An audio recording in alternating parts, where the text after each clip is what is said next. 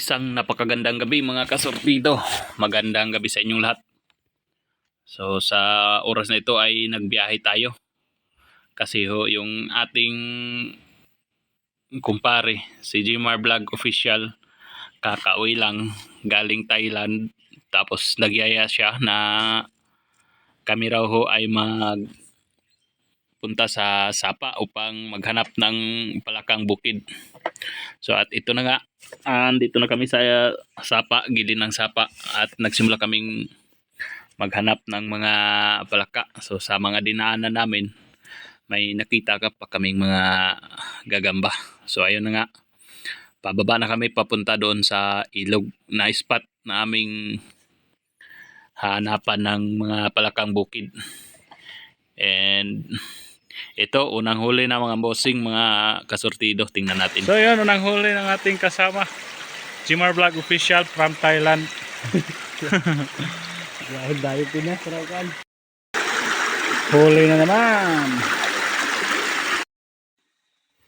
At sa sandaling ito mga kasortido ay dinaanan namin. Napakahirap pala ng daanan dito. So ngayon lang talaga ako nakadaan dito sa spot na ito. Kasi ito yung spot na palaging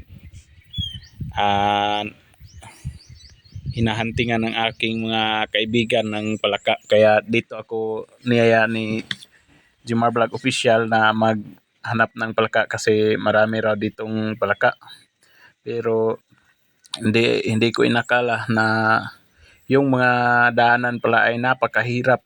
Hindi lang natin makikita kasi gabi kasi. Tapos ay lalim dyan, ay may mga bangin na ilalim ay tubig. At ito, tingnan nyo kung gaano kahirap.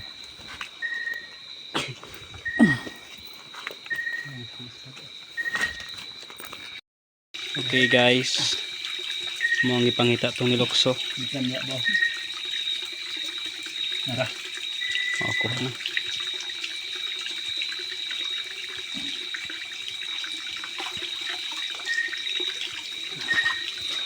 Oh, agad. Laki. Napakalaking palaka. Ayan.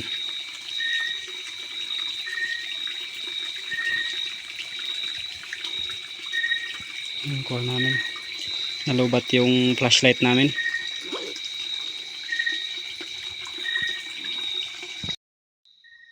Hinanap ko dito yung palaka na nakatalon. Kasi sayang naman, napakalaki pa naman yung tumalon dito sa tubig. So nakita ko dyan, tapos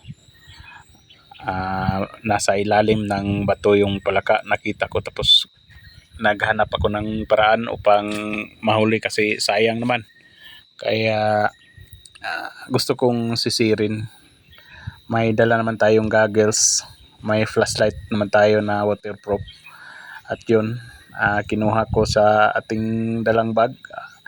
Tsaka ayaw kasi natin na di natin mahuli yung palaka na yun kasi malaki. Sayang yung ating adventure, sayang yung ating oras na nilaan na manghuli ng palaka. At hindi mahuli yung mga makatalon dyan sa tubig. Hindi naman ganong malalim ang tubig na tinalunan dyan. So kaya lang, sad to say na hindi ko na kuha, hindi ko nahuli yung palaka dyan sa ilalim kasi pumunta sa napakailalim ng bato. And tara, patuloy yung panoorin ang mga kaganapan pa sa aming mga video na ito mga kasortido.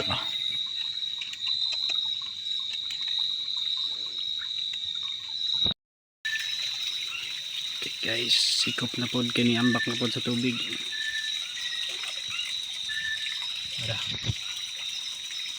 Na Kuha ito. Tumalon mula doon sa taas. san sir? Punta dito sa ilog. Dito sa tubig. Maliit na waterfalls. Sana yung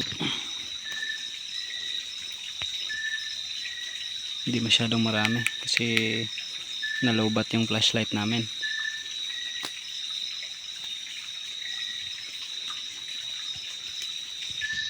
Okay, right. Anong masasabi mo, sir?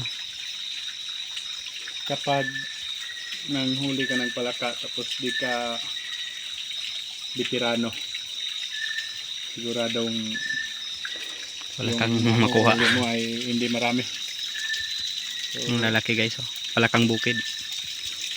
kami kasi bago pa lang kami nag adventure, unang huli ng palaka. Siguro sa amin, ako pangatlo.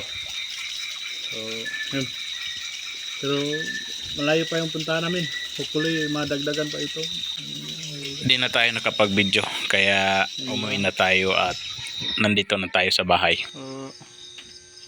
Naka-uwi na kami mga kasurtido. At alas 11:11 na ng gabi. Nagsimula kami kaninang maghanap ng palaka.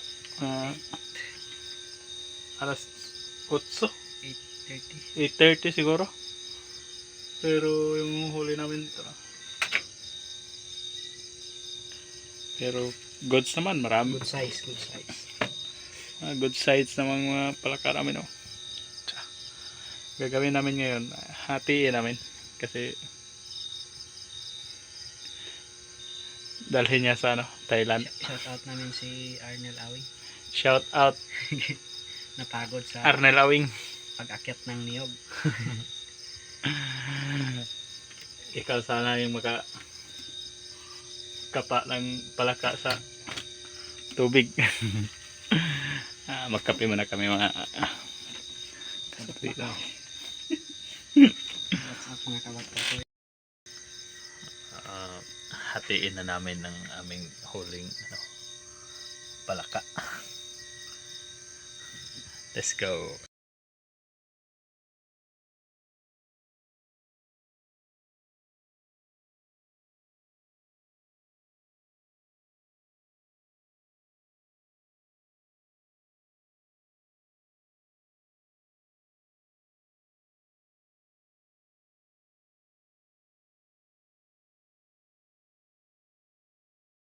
Ayun.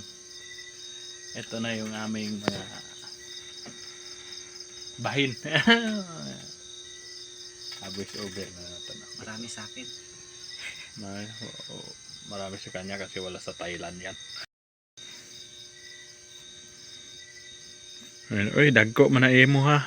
Kasi yung asawa ko tapos kailangan niya ng backback. Ito, shout out sa mga kabataan dyan. Anong ulam? Ito ulam.